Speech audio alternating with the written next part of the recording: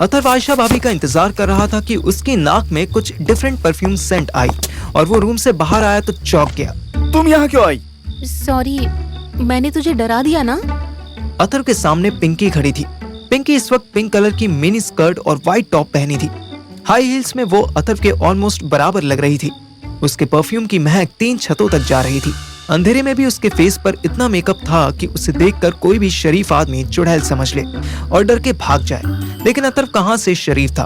उसके लिए तो हर चुड़ैल एक अपॉर्चुनिटी थी। नहीं, डराया तो नहीं, पर तू आई क्यों? कमीने, एक तो मैं 5 छतों से कूदती हुई यहाँ तक आई हूँ और तू मुझे अंदर भी नहीं बुला रहा। अथर्व ने एक बार पिंकी की स्कर्ट देखी, फिर पिंकी का फेस देखा और रास्ते से हट गया। पिंकी रूम में घुस गई। अथर्व ने उसके आते ही रूम अंदर से बंद कर दिया। अरे, कुंडी क्यों लगाई? वो पापा आ जाते हैं ना कभी कभी, और आवाज भी बाहर जाती है। पक्का यही रीजन है? और क्या रीजन होगा? तू बता, तेरे मन में तो हर वक्त एक ही बात चलती रहती है।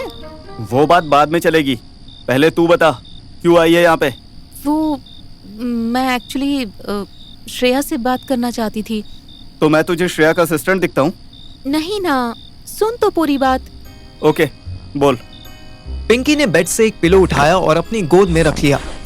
एक्चुअली ना, जब श्रेया तुझे सर्च करने के लिए जा रही थी तब उसने मुझसे कुछ कैश लिया था।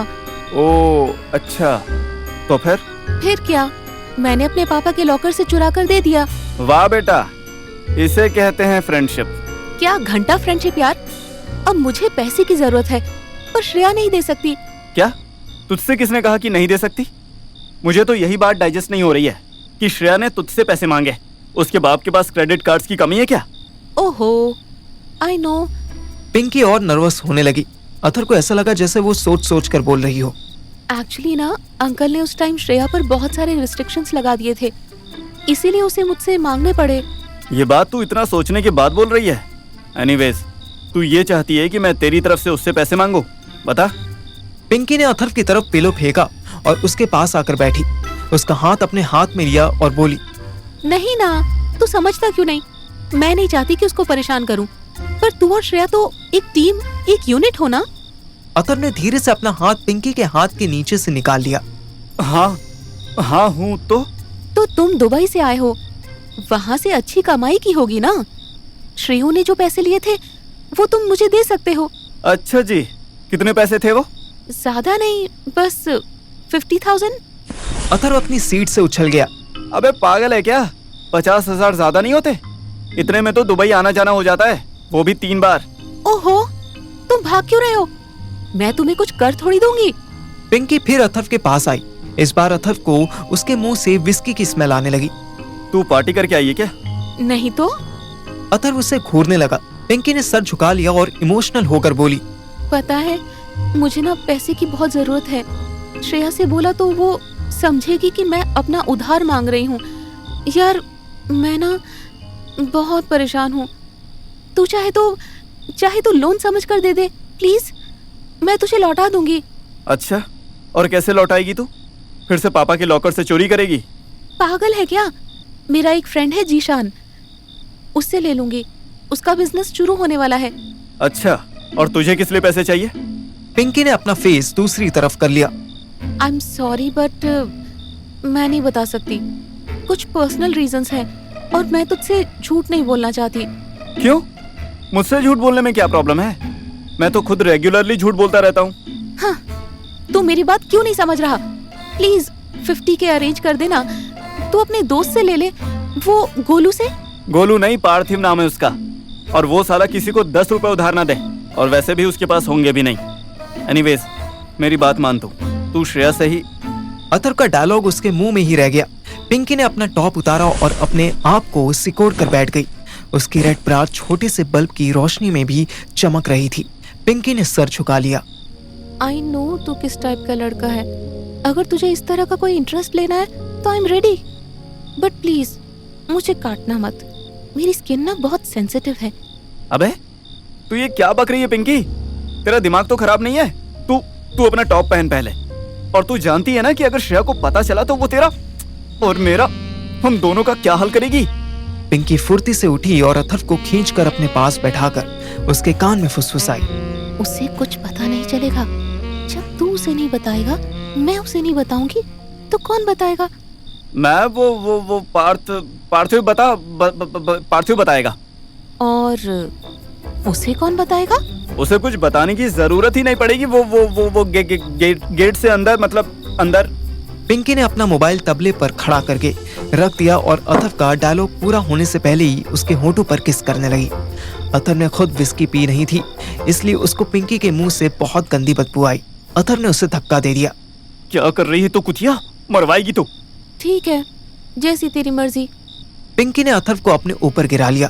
अरे पार्थिव, बहुत पार्थिव पार्थिव करता है। गेट बंद कर दिया ना तूने, अब कोई नहीं आएगा। बस मैं और तू, बस हम दोनों ही रहेंगे इस रूम में। तेरी बॉडी। अथर्व मुस्कुराया। वो एक्टिव हो चुका था। उसने पिंकी की ब्रा ऊपर और स्कर्ट नीचे की और स्टार्ट हो गया। पिंकी की आंखें बंद करके एंजॉय करने लगी। Oh yes Atharva. What nonsense. अचानक पिंकी ने आंखें खोली और जोर से चिल्लाकर अथर्व को धक्का दे दिया। अथर्व ने देखा कि पिंकी दरवाजे की तरफ देखकर डर रही थी। दरवाजे के ऊपर थोड़ा सा गैप था, वहां उसे मैं दिखाई दिया। ये कहां से आ गया? मैं बाहर से बोला। रुक क्यों गए तुम लोग? कंटिन्यू करो यार। पिंकी ने अथर्व का बाल खींच लिया। ये क्या बदतमीजी है? ये कब आया?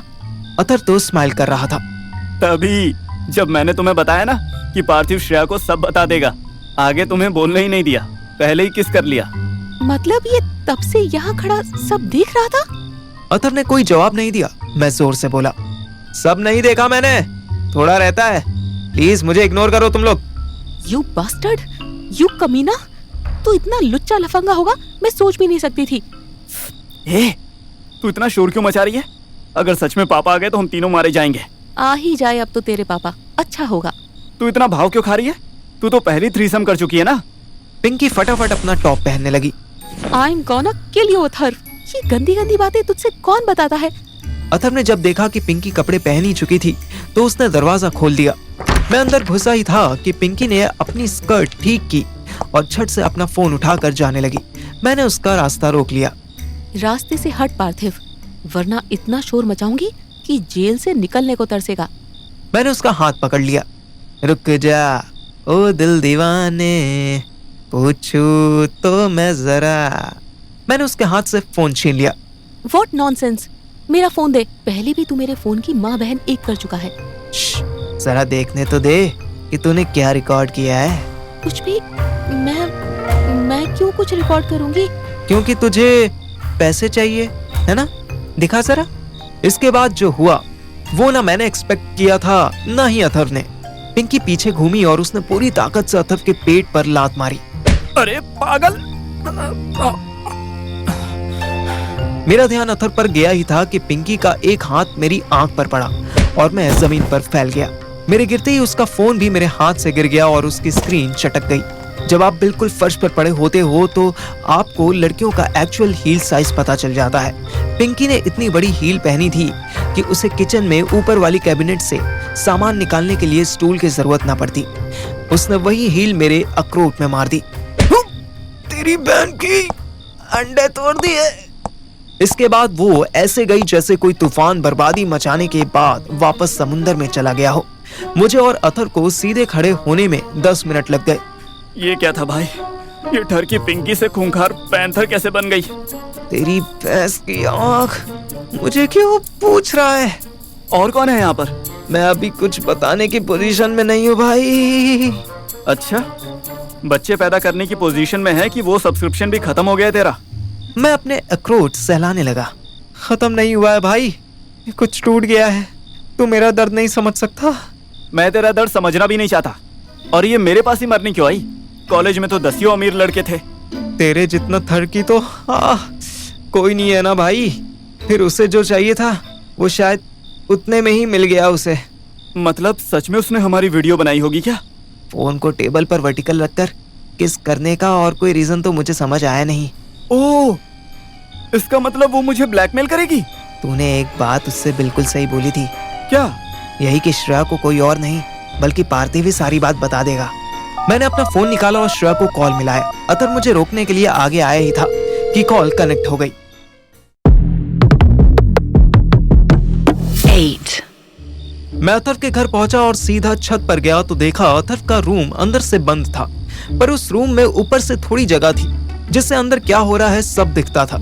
सर्दी में उस स्पेस को प्लास्टिक या कार्डबोर्ड से कवर कर देते, पर गर्मियों में तो वेंटिलेशन का वन हैंड ओनली रूट था। मैंने अंदर झांक कर अथर्व और पिंकी को कुछ ही कू करते हुए देखा ही था कि पिंकी ने मुझे देख लिया और फिर वो अथर्व के पेट में और मेरे रिप्रोडक्टिव एरिया में ऐसी लात मारकर गई कि मैंने उठते ही श्रेया को कॉल मिला लिया। हेलो पार्थ, कहाँ पहुँचा? अथर्व मुझे इशारे से फोन काटने को कह रहा था। मैं घंटा उसके सुनने की मूड में नहीं था। हेलो श्रेयू, मैं अथर्व के यहाँ पहुँच गया। तो फिर तू बात क्यों कर रहा है? उससे बात करवाना। करवाता हूँ, पहले ये बता कि पिंकी ने तुझसे कोई पैसे मांगे क्या? हाँ, पर तुझे कैसे पता? उसने हमसे भी मांगे। I mean, मुझसे तो डायरेक्ट नहीं, पर अथर्व से मांगे थे। ओह, मेरे पास थे नहीं इसलिए मैंने दिए नहीं। सेम प्रॉब्लम हमारे साथ भी है। एनीवेज, ले अथर्व से बात कर। अथर्व की पहले ही फटी पड़ी थी। हेलो श्रेया, कैसी हो? बहुत बुरी हूँ मैं, इसलिए तो तुमने कॉल नहीं किया तब से। अरे नहीं, ये बात नहीं थी। एक्चुअली मैं... बस एक्सक्यूजेस नहीं सुनना है मुझे। पार्थिव ने शाबाश के बारे में बताया? शाबाश? कौन शाबाश? उधर से मैं बोला, शब्बीर की बात कर रही है यार। उसको कुछ हो गया है, इसलिए बशीर हमें ढूंढ रहा है और हमारा एड्रेस जानने के लिए उसने मोंटी को कॉल किया। मोंटी ने एड्रेस तो नहीं बताया, बट श्रेया को अलर्ट कर दिया है। समाचार समाप्त हुए। What nonsense? वो लोग तो शिप में थे ना? I don't know the details यार, just meet me somewhere. Where? तेरे बाप ने तो लात मार के घर से निकाल दिया। अब कहाँ मिलूं तुझे? मैं ट्राई करूंगी यहाँ से निकलने की, बट तब तक तुम दोनों सेफ रहो और प्रे करो कि वो बशीर नाम का आइटम हमें ढूंढते ढूंढते थक जाए और वापस चला जाए। मुझे श्रेया की आवाज सुनाई दे रही थी, इसलिए मैं जोर से बोला, डोंट वरी श्रेया, वो हमें नहीं ढूंढ पाएगा। दिल्ली इतनी बड़ी है, इसमें इतने सारे पार्थिव और अथर्व हैं, इतनी सारी श्रेयाएं कहाँ से ढूंढेगा। मैं अभी अपनी बात पूरी कर रहा था कि मुझे अथर्व के फेस पर चूतिया लिखा दिखाई दिया। उसके एक्सप्रेशंस ने बता दिया कि वो कोई गड़बड़ कर चुका था।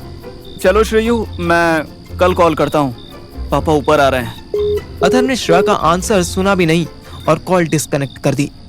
कॉल काट दी। अब बिना ड्रामा किए बता, क्या किया तूने? मैंने क्या किया? कुछ भी तो नहीं।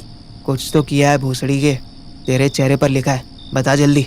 वो एक्चुअली मैंने ना, जब शब्बीर और बशीर मस्जिद में तेरे साथ थे तब... हो बहनचोद, मैं समझ गया कि अथर्व ने क्या चूतियापा किया था।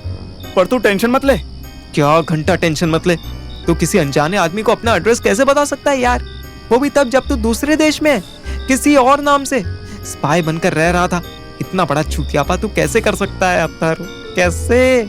शांत हो जा, एड्रेस नहीं बताया है। तो बस इतना बता दिया था कि मैं करोल बाग में रह चुका हूँ। बेड़ा गर्क हो तेरा भूसड़ी के, अब गलियों में घूमने में भी डर लगेगा। अबे तो गलियों में तू घूमता ही क्यों है? और वैसे भी इतनी गर्मी पड़ रही है, और मम्मी कह भी रही थी कि पापा कल आम ले आएंगे, तो बहनचोद पूरी गर्मी घर में बैठो। हाँ, और काम तेरा ससुर करेगा। क्यों? अबे चल बे, ससुर तो जब से इलेक्शन हारा है तब से बेरोजगार हो गया है। तुझे पता है, वो एक सीएम ने उसे शादी में भी नहीं बुलाया है। सीएम पहले से शादीशुदा नहीं था? अबे चूतिया, अपनी नहीं, उसकी बेटी की शादी थी, पर नहीं बुलाया। तुझे कैसे पता? तू क्या उसकी गेस्ट लिस्ट में देख रहा था? अरे नहीं, पापा मम्मी बात कर रहे थे। वो तो ऐसे शादी की वीडियोस देख रहे थे जैसे उनकी अपनी मौसी की लड़की हो। फिर मम्मी ने पूछा पापा से, तो पापा ने बताया कि... चल चुप हो, फालतू की बकचोदी छोड़ और याद कर, हम कुछ काम खोलने वाले हैं। वो काम बिना सड़कों पर घूमे कैसे होगा? अथर्व सच में भूल गया था कि हम डिटेक्टिव एजेंसी खोलने वाले थे। अरे हाँ यार, फिर क्या करें? थोड़े टाइम के लिए पोस्टपोन कर दें? मैंने उसे अपना मोबाइल दिखाया। नहीं, हमारा पहला केस ऑलमोस्ट सॉल्व हो गया है। ये देख। अथर्व को एक ब्लरी सी फोटो में कुछ लड़के गांजा पीते हुए दिखाई दिए। ये साले इतनी गर्मी में भी गांजा पी लेते हैं? तो गर्मी सर्दी छोड़, लड़के को पहचान। क्यों? अपना फैजल खान है क्या? मैंने फोन हटा लिया। गैंग्स ऑफ वसेपुर से बाहर निकल और याद करके उस रिक्शा वाले का लड़का कैसा दिखता था। भोसड़ी के बात को इतना घुमा घुमा के टाइम वेस्ट करता है ना तू। सीधे सीधे बोल दे कि ये वही लड़का है और मिल गया है। हाँ, सीधे बोला, पर मिला नहीं है। जिस सीसीटीवी की फुटेज है वो सीपी के पास कहीं है। चल चलते हैं। क्या? अभी? पागल वागल है क्या? सोने का टाइम हो गया है, कल चलेंगे। तुझे श्रेया से शादी करनी है या नहीं?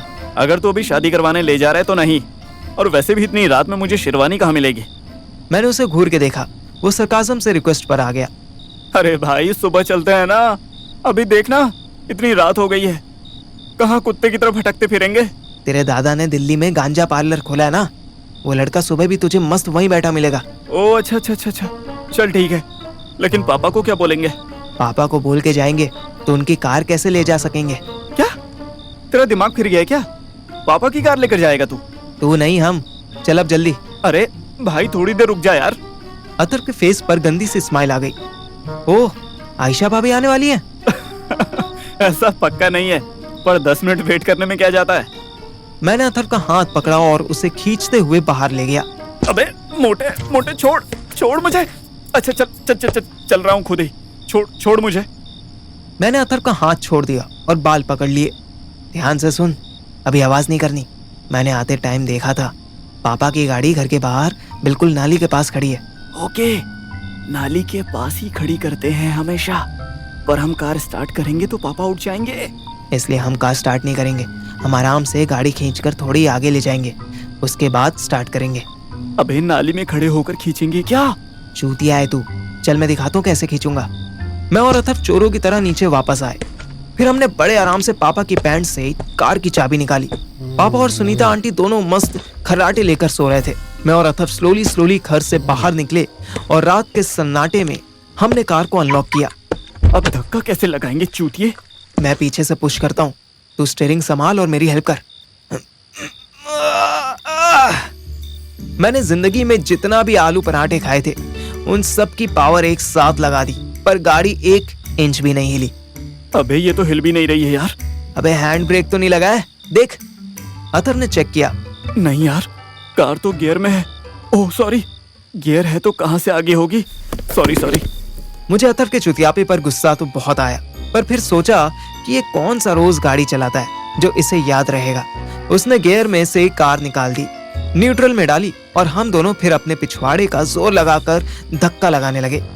जय माता दी। इस बार कार थोड़ी बहुत हिली तो सही, पर अपनी जगह से मूव अब भी नहीं हुई। जय बजरंग बली की। भाई क्या खिलाते हैं तेरे पापा इस गाड़ी को? ये कैसा एंटी थेफ्ट लॉक है जो गाड़ी को खिसकाने भी नहीं देता? अब तो लगता है कैब करनी पड़ेगी। तेरा बाप छोड़ के गया था क्या कैब के पैसे? हैं? मेरे में जवाब देने की शक्ति नहीं थी। मैंने बस हाँ में सर हिला दिया और उसे अपना छोटा सा बैग दिखाया।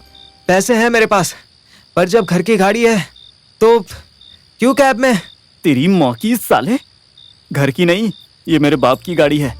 बड़ी मुश्किल से 2 टाइम का खाना मिल रहा है, अगर उन्हें पता चल गया तो वो भी बंद हो जाएगा। साले कंजूस की औलाद। चल कैब मंगवा। गलत, औलाद कंजूस है, बाप तो बहुत खर्चीला था। एनीवेज, अतर तो मेरी तरफ आ ही रहा था कि रुका। 1 मिनट यार। उसने नीचे झुककर देखा तो गाड़ी के टायर्स के पीछे पापा ने ब्रिक्स लगाई हुई थी। बाप रे, तेरे पापा को इतना टाइम कैसे मिल जाता है ये सब करने का? बेटा वो चोर के बाप हैं, उनका दिमाग नहीं चलेगा तो किसका चलेगा? ट्रू, कोई नॉर्मल चोर होता तो अब तक फ्रस्ट्रेट होकर चला जाता। हम दोनों ने फिर पूरी स्ट्रेंथ झोंक दी और कार खींचने लगे। जब हमें लगा कि हम बहुत आगे आ गए हैं, तब अथर्व गाड़ी में घुसा और उसने कार स्टार्ट की। इंजन ने इतनी जोर से आवाज करी कि हमारी फट गई। भैंस की आंख, मुंह क्या देख रहा है, भगा जल्दी, तेरा वो बहादुर आ गया तो ऐसी तैसी हो जाएगी अभी। गली के एंड में कार स्टार्ट होने के बावजूद अथर्व के पापा उर्फ अमिताभ शर्मा के कानों में अपनी कार की आवाज आ गई। वो तुरंत उठकर बाहर आए और अपनी कार को अगली गली में टर्न होते देखते रह गए।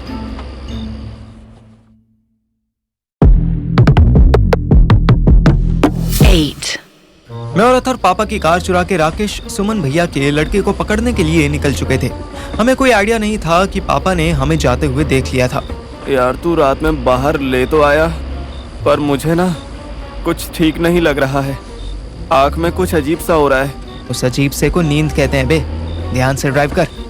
हाँ यार, थोड़ी थोड़ी नींद तो आ रही है, पर तू टेंशन मत ले, अगर मैं चलाते चलाते सो भी गया ना तो भी बड़ा एक्सीडेंट नहीं होगा। पागल है क्या? सो गया तो एक्सीडेंट क्यों नहीं होगा? अबे कोई है ही नहीं सड़क पे, किसका एक्सीडेंट होगा? भोसड़ी के मैं भी हूँ गाड़ी में, तू भी है गाड़ी में। अगर एक्सीडेंट हुआ तो हम ही लगेगी ना। अबे तो उसमें क्या प्रॉब्लम होगी? एक्सीडेंट का रीजन भी तो हम दोनों ही होंगे ना। शट अप यार, पता नहीं आज तू इतनी बकचोदी क्यों कर रहा है। एक बात पकड़ लेता है तो पीछे पड़ जाता है। आज मेरा अच्छा भला मूड खराब किया है तूने कुत्ते। फॉर ए चेंज पिंकी के साथ रोमांटिक सा कुछ बन रहा था, लेकिन तू बीच में आ गया। ओ बेटा, पिंकी के साथ रोमांटिक नहीं क्रिमिनल जैसा कुछ बनने वाला था तेरा। सावधान पेट्रोल में तेरा एपिसोड आने वाला था। थैंक यू बोल कि बचा लिया तुझे। अरे घंटा बचा लिया, बचा के रात में सड़कों पर घुमाने ले आया। शूट। अबे आराम से, एक मिनट, यही वो जगह लग रही है जहाँ उस लौंडे को देखा था। कहाँ? अथर ने गाड़ी स्लो की और मेरे साथ मोबाइल में सर घुसा के सीसीटीवी की फुटेज देखने लगा। अबे तू सर हटा अपना, मुझे देखने दे। भोसड़ी के मेरे पास मोबाइल नहीं है इसलिए अपने मोबाइल पे इतरा रहा है ना। नहीं बे, रोक यहीं, आगे हम पैदल चलेंगे। गाड़ी रोककर अथर कार से उतरने ही लगा था कि मैंने उसका हाथ पकड़ा। रुक, थम जा। क्यों, चुम्मा लेगा क्या? गांडू साले, जब देखो गंदी गंदी बातें। जो गांजा पी रहा है वो कोई अच्छा लड़का तो होगा नहीं, और उसके साथ बैठे लोग भी कोई संत महात्मा तो नहीं होंगे। तू फिर अपनी बकचोदी लेकर बैठ गया। भोसड़ी के मेटाफर पे नहीं, मैटर पे आ। डायरेक्ट बोल, करना क्या है? करना ये है कि अलर्ट रहना है। कार में देख, कोई डंडा रॉड या कोई हॉकी वॉकी रखा है तो ले ले। हैं? अबे मेरा बाप 9 से 6 काम करने वाला अकाउंटेंट है, गुड़गांव का जाट नहीं है। और ये ऑल्टो है, स्कॉर्पियो नहीं मेरे भाई। 2 मिनट के लिए चेक कर लेगा तो तेरे उसी अकाउंटेंट बाप का क्या चला जाएगा। अथर ने हाँ में मुंडी हिलाई और कार की चाबी निकाल कर बाहर आया। अथर ने छोटी सी डिक्की खोली। यार यहाँ तो पुराने अखबार रखे हैं, कुछ मैगजीन्स हैं, 8 PM का एक पौवा भी रखा है, और कुछ। अरे आराम से देख, अनाउंस मत कर। मैं लोकेशन को मैप में डाल रहा हूँ ताकि ट्रैक करने में आसानी हो। तू आराम से देख। अथर आराम से देखने लगा। जिन रद्दी अखबारों की बात वो कर रहा था उसी से लिपटी एक ऐसी चीज अथर के हाथ लगी थी कि उसकी सारी नींद उड़ गई। उसकी आंखें फटी रह गईं। अबे मोटे, इधर आ जल्दी।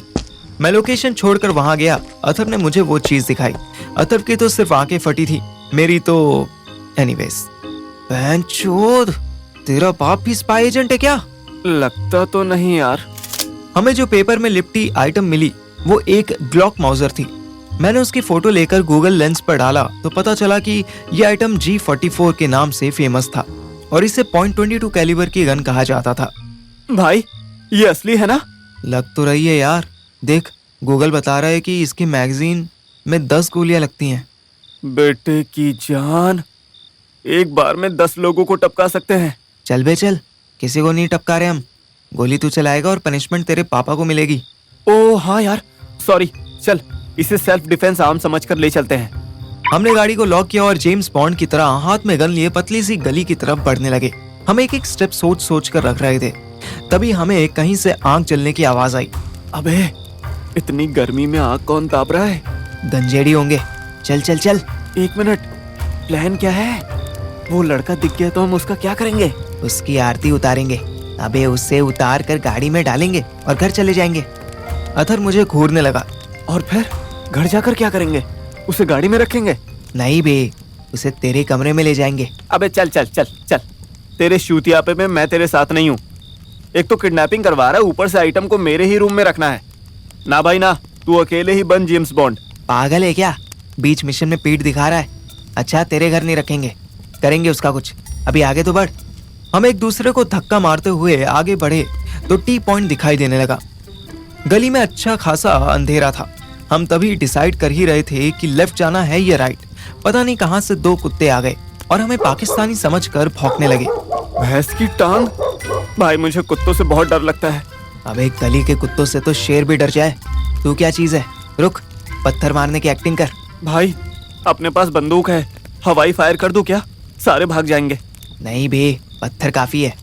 मैंने पत्थर उठाने का एक्शन किया तो 4 में से 2 कुत्ते पीछे हट गए, पर बाकी बचे 2 साले वहीं खड़े रहे। अब मैंने सच में पत्थर उठा लिया और फेंक के मारा।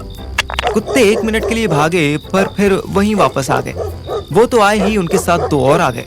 भाई क्या गधे के सींग से प्लान बनाया था तूने? गांडू, तेरा बाप तुझे ये सब करते हुए देख लेता ना तो जॉब से रिजाइन देकर हिमालय चला जाता। चल चल, ज्ञान मत दे, गोली चला।